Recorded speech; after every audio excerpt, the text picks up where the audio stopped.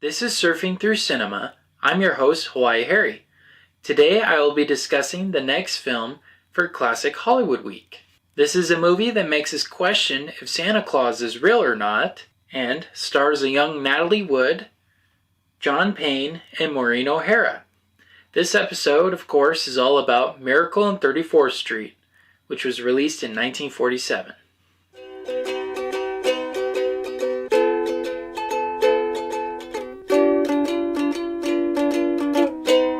Okay, so some technical details about Miracle on 34th Street.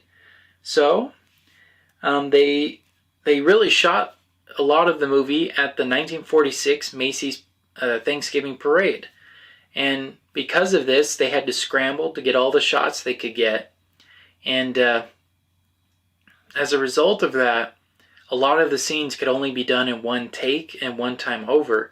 So they really had to rush, get it done as good as possible, because they just couldn't stay that long. And another point about that, because it was during the actual parade, it was freezing outside, so the cameras kept freezing up, the lenses kept cracking, so they had a really rough time trying to film the parade segment of it. And interestingly enough, the people who attended the parade didn't realize that it was an actor for a movie that was dressed as Santa that year, and that they were actually filming a movie in the background. They just thought it was part of some other aspect of it. They didn't realize it was actually filmed for a movie. So it makes it really more authentic and kind of almost like guerrilla filmmaking. You know, they were actually at a real event. You see that a lot in movies nowadays, for example, like Elf, where there were segments they filmed on the street just with a small camera and Will Ferrell just walking around in New York City.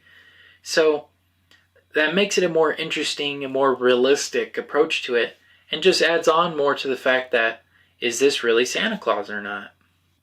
Then another technical detail, it was released June 4th of 1947, which may come as a surprise to you all, because why would they release a Christmas movie during June? But the reasoning is because the studio heads at 20th Century, they felt that people wouldn't want to go out at Christmas time because it'd be too cold, too snowy, so they wouldn't make a profit off of it. So they released it in the middle of June, and in order to hide that it was a Christmas movie, none of the promotional pieces, posters, anything like that had reference to to the Santa Claus character or to any other aspect of Christmas. And so audiences were shocked when they found out it was really a Christmas movie. Alright, so now we'll get into the plot. So we'll start out. It starts out with Kris Kringle. He's hired to be the Macy's store Santa after the Macy's parade, because he was walking down the street and he noticed that the Santa that was being used for the parade, he was totally drunk, he was totally out of it, so he felt that he should take his place, because he keeps claiming he's the real Santa Claus, and the audience deserves to have a really good Santa Claus, not a drunk one. And he happens to run into the manager of it. Her name is Doris, and she loves his performance of it and decides to hire him to be the Santa Claus at the Macy's store. And unfortunately, though, she thinks he's kind of psychotic and a little crazy, because he keeps insisting he really is Kris Kringle. He even lists all of the reindeer as his point of contact. His home address is the North Pole. So she believes he's kind of going crazy. And so she has him get a psychological exam from their psychologist, psychologist for the company of Macy's, who just does not like Kris at all. You know, Kris does fine on the test, but the psychologist just tries to find ways to get him out of there, because he just cannot stand him. And the event further down the road, they get into an argument because Kris realizes that the psychologist is kind of torturing some of his patients into thinking that they're not good enough, that they're bad people, but in reality they are.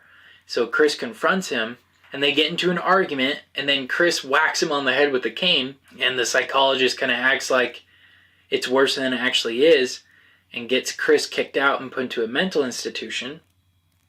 And then the psychologist decides to sue Chris, and in order for him, to get out of it, he has to say he's not Santa Claus, then he'll drop the charges. So Chris's attorney, his name is Fred, who's developed a relationship with Doris and is also really good friends with her daughter, Susan. He decides to take the case, because he's an attorney, and decides he's got to find evidence to prove he's really Santa Claus. So he uses all kinds of methods. One of the funniest ones was he used the opposing attorney, the attorney representing the psychologist's son, as a witness that this was Santa Claus, so that the opposing attorney would have to tell his son, his young son to his face that Santa Claus wasn't real. And so then they finally say, okay, you need physical, tangible evidence that he is Santa Claus. Otherwise, this case is dismissed, and Chris will have to go to a mental institution. So Fred is really down and depressed because he can't think of any way to actually prove it, but he really believes he is. And then Susan, played by Natalie Wood, she decides to write Chris a letter because she wants to encourage him, make him feel better while he's on trial and all of that.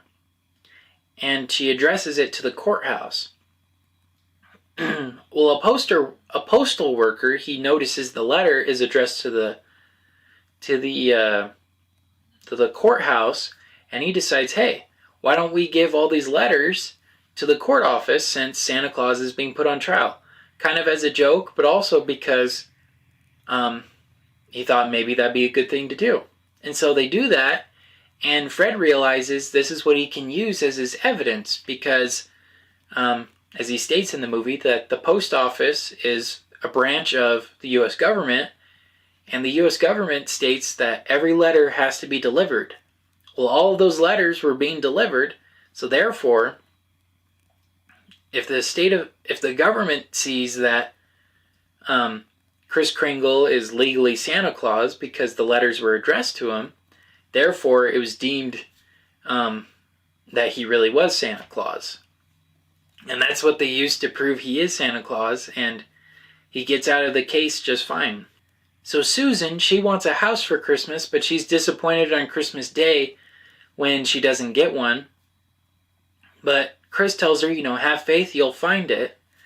And then he gives them directions, Doris and Fred and Susan, directions to get out of that neighborhood. And when they're driving on the way, Susan sees the house she was hoping for and dreaming about sitting there waiting for them. And she goes inside and says, this is exactly what I wanted for Christmas. And Fred and Doris are astounded. They can't believe their sight. But then they thought, well, maybe we should buy it because Susan seems to like it. Let's get married and start a family together. And then they see near the fireplace, they see Kris Kringle's cane, the one he'd been carrying the whole movie. And they look at each other and they realize, maybe he really is Santa Claus. But that's where it ends. We never actually know if that's what the characters believe or not. Alright, so that's the plot to Miracle on 34th Street. I'm going to go on a break real quick, but first, here's a message from our sponsor. This podcast is brought to you by Anchor. If you haven't heard about Anchor, it's the easiest way to make a podcast. Here's how. It's totally free. There are tools that allow you to record and edit your podcast from your computer and even your cell phone. But that's not all. Anchor distributes your podcast for you so it can be heard on Spotify, Apple Podcasts, and many, many more. You could even make money from your podcast with no minimum listenership. Anchor is everything you need to make a complete podcast all in one small place. So go on and download the Anchor app or go to anchor.fm to get started today. Okay, so now we're back from our break. Now I'm going to talk about critical views and my personal views on Miracle on 34th Street. So Rotten Tomatoes gives it a 96%, stating because it's a Christmas classic, has that holiday cheer, and the classic ideas of hope and all those things that are needed in a Christmas movie. Another thing, it was nominated for Best Picture at the Academy Awards, but it didn't win. But it was one of the highest grossing films in 1947. And because it came out during June, they were able to keep it in theaters for a lot longer in time for the Christmas season, which was a great idea strategically and financial-wise, because it was one of the highest grossing movies of the year. And it was so acclaimed, especially after the years of it being on television and being rerun every year, it was decided to be remade in 1994, but unfortunately this one isn't as good as the original one. It has a 60% on Rotten Tomatoes, and they state their reason is it's too dark compared to this one. This one has more feel-good and good-hearted messages in it. And so as a result, this one is still continuously talked about, still being reviewed. And because of the Disney purchase of 20th Century Fox, it's now streaming on Disney+. So even now, more families can watch this movie than ever before. Alright, so those are the critical points of it. Across the board, people adore this movie. It's one of the most celebrated and loved Christmas movies there is. So now I'll get into my personal views. I didn't grow up watching this movie. This was the first time I had ever seen it. So I kind of had to, decide if I should judge it based off of if it was really a good movie or not, or if I should just judge it based on if it's a good Christmas movie or not. And, so movie part, I really liked the court drama aspect of it. He added a nice touch and a nice element to the movie, and it was a really good, real good problem that the main protagonist had to overcome. I think it was a great use of that. Other than that, though, the psychologist, he didn't have any real closure. I wasn't really satisfied with how the court drama ended. It kind of just, it shows that Chris is really Santa Claus, but then after that, we don't know what happens with the psychologist. Unless I missed it, but even if there was maybe one scene or something afterward, it wasn't very memorable, so I'm not entirely satisfied with how his character ended off. And then also, my only other gripe, Doris and Fred fell in love a little bit too quickly for me. There wasn't much conflict in their romance. Initially she said she wasn't interested, but then all of a sudden, like 2 scenes later, now they're together. So we didn't really see that in-between part of them connecting and falling in love. But they weren't really the main focus, so that kind of makes sense why we don't get to know that more. I haven't seen the remake, so I don't know, maybe they expand on that more in that one, or they do something completely different. I'll just have to check it out. But other than that, I liked the movie. I think it deserves all the praise it gets. It's definitely one of the better Christmas movies. And I could see why people replay it every year and why it was broadcasted on television so much. To me, I like It's a Wonderful Life and other Christmas movies.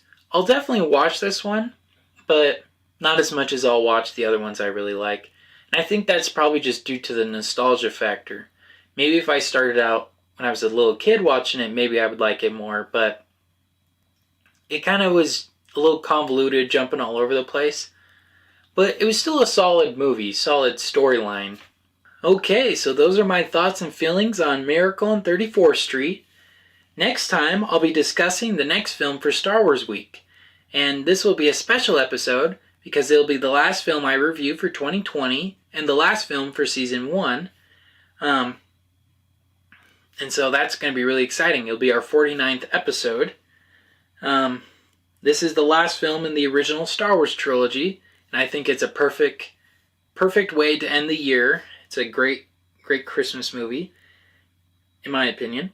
And this film for many years was the conclusion to the Star Wars saga before Disney purchased Star Wars.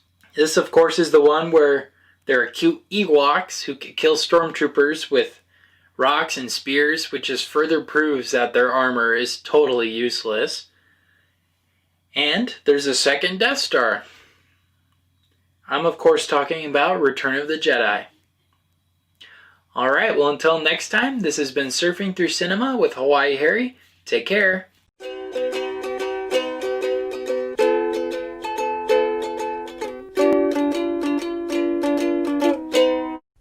Thank you for listening to Surfing Through Cinema. Make sure to check us out on Facebook at Surfing Through Cinema with Hawaii Harry and on Instagram with Surfing Through Cinema. We also have a website, www.anchor.fm/Surfing Through Cinema, where you can learn more details on upcoming episodes and on past episodes.